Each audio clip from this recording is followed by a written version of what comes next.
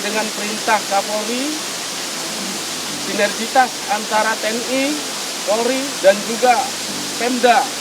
Dalam hal ini yaitu Mustika beserta pemerintahan desa.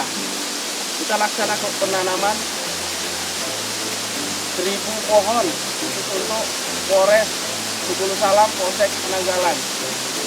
Dari itu saya ucapkan terima kasih program daripada Kapolri untuk wilayah seluruh jajaran wilayah Kepolisian Republik Indonesia dan khususnya sektor Penanggalan dapat terlaksana pada pagi hari ini berkat dukungan dan kerjasama partisipasi dari kita semua.